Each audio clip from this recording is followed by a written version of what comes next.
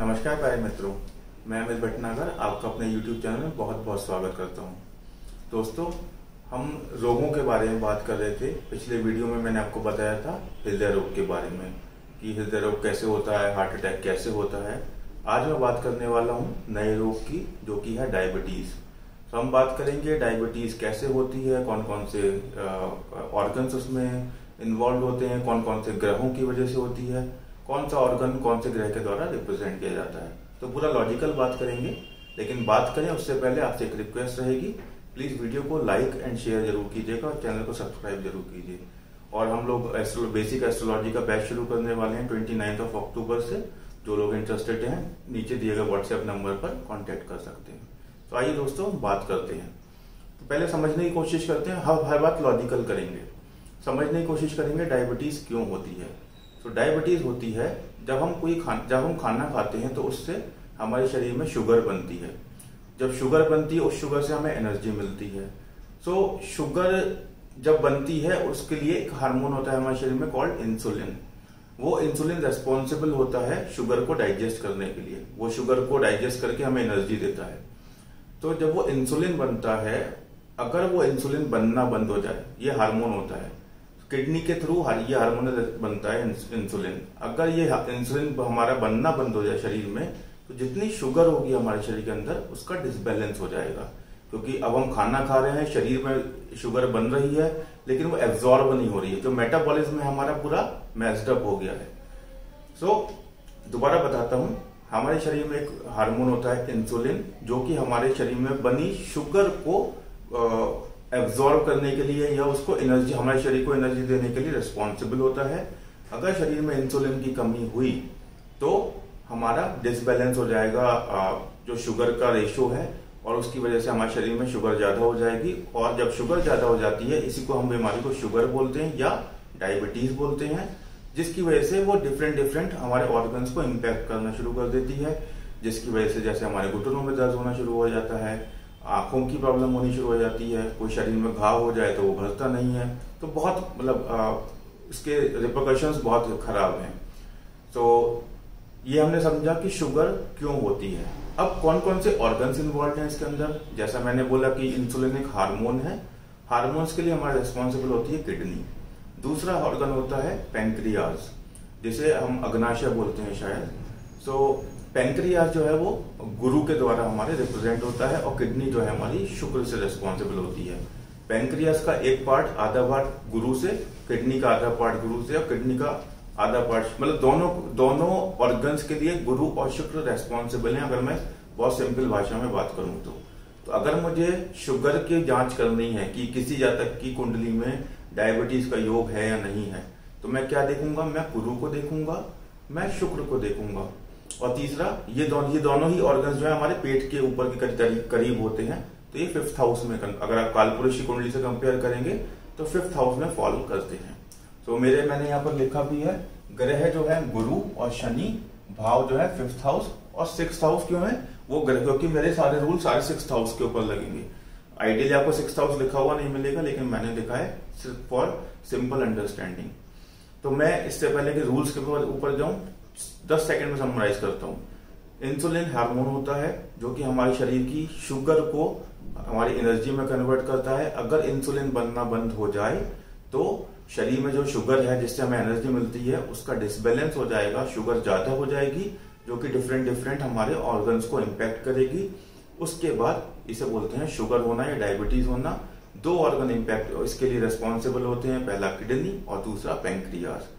दोनों ऑर्गन्स को आधा आधा गुरु रिप्रेजेंट करते हैं और शुक्र किडनी को, और दोनों को शुक्र भी करते हैं।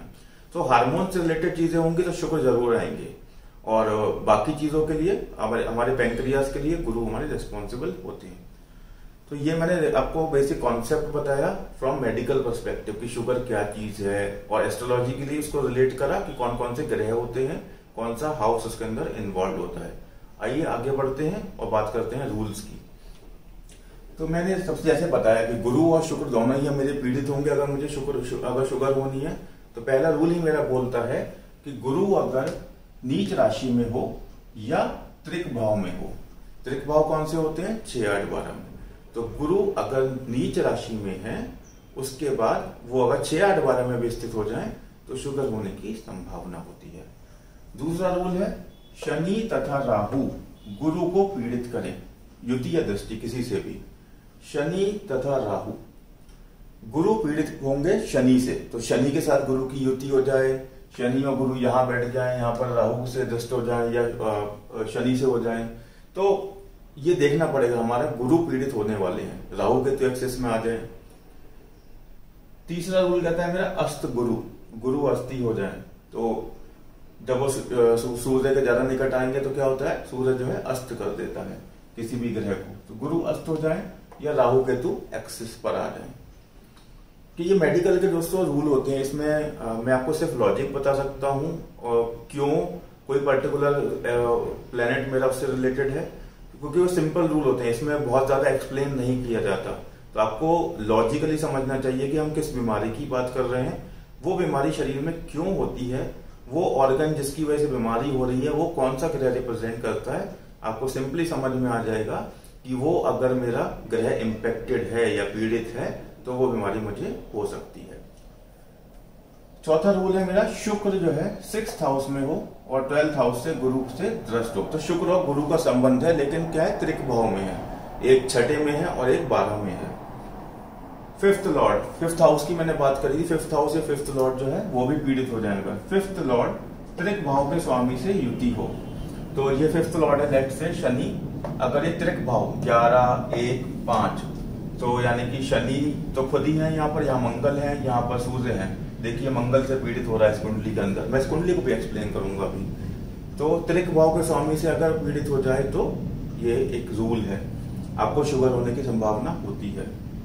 आखिरी है वक्री गुरु त्रिक भाव में स्थित हो और पीड़ित हो, तो 6, 8, 12 में अगर गुरु स्थित हो और पीड़ित हो ऊपर से, तो वो क्या होता है, शुगर होने का एक सिम्टम है। तो दोस्तों सारे रूल कभी भी मेडिकल एस्ट्रोलॉजी के या कोई भी जनरल आपको रूल जब मिलता है तो एज इट इज नहीं मिलता है हर कुंडली के अंदर। इसमें से आपको मैंने अगर 6 रूल बताए तो किसी में 4 अप्लाई होंगे, किसी में 5 होंगे, किसी में 6 के 6 हो जाएंगे। तो ये सिर्फ प्रैक्टिस से पता चलता है। मुझे मेरा कॉमन सेंस कहता है कि मुझे कोई मेरे पास आ रहा है और चेक करवाने के लिए कि मुझे कौन सा रोग हो सकता है और आपको दिख रहा है ये कॉम्बिनेशन, तो आप डायबिटीज की तरफ उसे डाइवर्ट कर सकते हैं। अब मैंने ये कुंडली बनाई है, उसका एक D9 बनाया है, सिर्फ ये आपको समझाने के लिए कि इस कुंडली के अंदर डायबिटीज हमें कैसे दिख रही है। जरूरी नहीं है 6 के 6 रूल लग रहे हो, कुछ लगेंगे कुछ नहीं लगेंगे, और सारी कुंडलियों में कभी भी सारे रूल नहीं लगते। तो ये जातिका की कुंडली है जिनको डायबिटीज हुई थी 1982 में। क्यों हुई आइए बात करते हैं। सबसे पहले देखते हैं, मैंने लिखा है गुरु 6th हाउस में है, गुरु पीड़ित होना चाहिए मेरा, गुरु और शुक्र पीड़ित होंगे तभी डायबिटीज होती है, क्योंकि यकृत यानी किडनी और अग्नाशय यानी पेंक्रियास, ये दोनों मेरे पीड़ित हो जाएंगे। तो मैंने लिखा है गुरु 6th हाउस में बैठे हुए हैं, नंबर 1 6th हाउस में बैठे हुए हैं, प्लस नीच के मंगल से दृष्ट हो रहे हैं। देखिए 1, 2, 3, 4, 5, 6, 7, 8 मंगल की 8वीं दृष्टि है गुरु के ऊपर, प्लस मंगल नीच के हो गए। कर्क राशि में मंगल जो है नीच के होते हैं, मकर में उच्च के होते हैं और कर्क में नीच के होते हैं। तो नीच के मंगल की दृष्टि मेरे गुरु के ऊपर पड़ रही है। मेरा सीधा त्रिक भाव का स्वामी भी है मंगल, मैंने अभी बताया अभी तक। जब त्रिक भाव का स्वामी गुरु को पीड़ित करता है और गुरु बैठे हो 6, 8, 12 में, तो शुगर का सिम्टम होता है। दूसरा मैंने लिखा है शुक्र जो कि 12th लॉर्ड सूर्य के साथ है। देखिए शुक्र जो है 12th लॉर्ड सूर्य के साथ, त्रिक भाव के स्वामी के साथ दोबारा से, तो गुरु पीड़ित कर दिया मैंने। यहाँ पर शुक्र को देखते हैं, शुक्र सूर्य के साथ बैठे तो पीड़ित हो गए, क्रूर ग्रह है सूर्य, और ऊपर से कौन सी राशि में है, तुला राशि में। तुला राशि में सूर्य नीच के होते हैं, तो नीच का सूर्य शुक्र को पीड़ित कर रहा है, तो मेरी किडनी इंपैक्ट हो गई और मेरा पेंक्रियास इंपैक्ट हो गया। और चूंकि मैंने बताया कि दोनों ऑर्गन आधे आधे दोनों ग्रहों से रिलेटेड होते हैं, सो पेंक्रियास भी इंपैक्ट हो गया, किडनी भी इंपैक्ट हो गई, शुगर के चांसेस हैं। और त्रिक भाव में बैठे हुए थे। देखिए यहाँ सूर्य शुक्र जो है, ये तो खैर त्रिक भाव का नहीं है, लेकिन त्रिक भाव के स्वामी के साथ बैठा हुआ है। तीसरा मैंने लिखा है 5th हाउस, और 5th लॉर्ड जो है मंगल व राहु केतु से पीड़ित है। 5th हाउस के ऊपर मंगल की दृष्टि आ रही है, 5th हाउस पीड़ित हो गया, क्योंकि मैंने क्या बोला, हमारे उदर के ऊपर का हिस्सा जो है किडनी बैक में होती है, लेकिन पेट के ऊपर होती है। सो किडनी ये इम्पैक्ट हो गई। फिफ्थ हाउस क्यों, सॉरी फिफ्थ हाउस में इसलिए बोल रहा था क्योंकि पेट के ऊपर का हिस्सा है, फिफ्थ हाउस पिक्चर में आता है। फिफ्थ हाउस में मंगल देख दृष्टि दे रहे हैं तो पीड़ित हो गया, ऊपर से राहु केतु एक्सेस है वहां पर, तो राहु केतु एक्सेस मतलब एक तो करेला ऊपर से नीम चढ़ा, मंगल से पीड़ित हुआ प्लस राहु केतु से भी पीड़ित होकर फिफ्थ हाउस भी मेरा पीड़ित हो गया।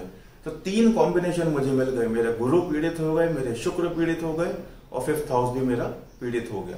फिफ्थ लॉर्ड कौन है, शनि, वो खुद वहीं बैठे हुए हैं, तो फिफ्थ लॉर्ड भी पीड़ित हो गए।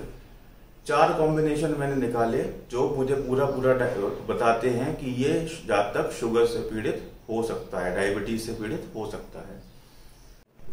अब D9 जो बनाया है मैंने, D9 में देख लेते हैं क्या प्रॉब्लम है। D9 में 6th लॉर्ड जो कि है शनि, बैठे तो 9th हाउस में है, लेकिन शनि बैठे हैं मेष राशि में। मेष राशि में क्या होता है, शनि नीच के होते हैं, तो 6th लॉर्ड आपके नीच के होके 9th हाउस में बैठे हैं।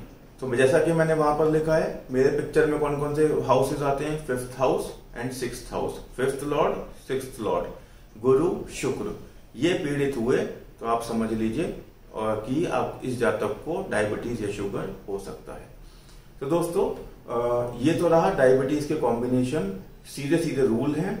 मैंने आपको ग्रह बता दिए, आपको हाउसेस बता दिए क्या क्या हो सकता है, तो इस तरह आप लगाकर देखिए। और कभी किसी कुंडली पे नहीं लग रहा हो तो मुझे बताइएगा। इसके लिए अच्छा लगेगा, कुंडली पे लगेगा, लेकिन आपको ये भी देखना है कि उसकी दशा अंतर्दशा भी आनी चाहिए।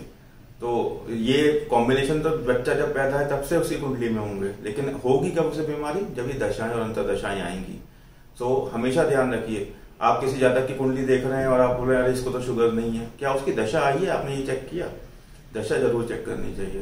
तो कॉम्बिनेशन रहते हैं, दशा या अंतर्दशा आने पर ही वो एक्टिवेट होते हैं। दशा के बाद गोचर भी चाहिए होता है। तो ये सब चीजें मैं दशा गोचर अपने वीडियो में पहले भी एक्सप्लेन कर चुका हूं, जिन लोगों ने नहीं देखे प्लेलिस्ट में जाकर देख सकते हैं। तो दोस्तों आज के लिए बस इतना ही। इससे पहले कि वीडियो को समाप्त करूं, जाते जाते रिक्वेस्ट करूंगा वीडियो को लाइक और शेयर जरूर कीजिए, चैनल को सब्सक्राइब कीजिए। और जैसा मैंने बोला, एस्ट्रोलॉजी बेसिक एस्ट्रोलॉजी क्लासेस शुरू हो रही है 29 अक्टूबर से। अगर आप इंटरेस्टेड हैं तो नीचे दिए गए व्हाट्सएप नंबर पे संपर्क कर सकते हैं। आज के लिए इतना ही, नमस्कार।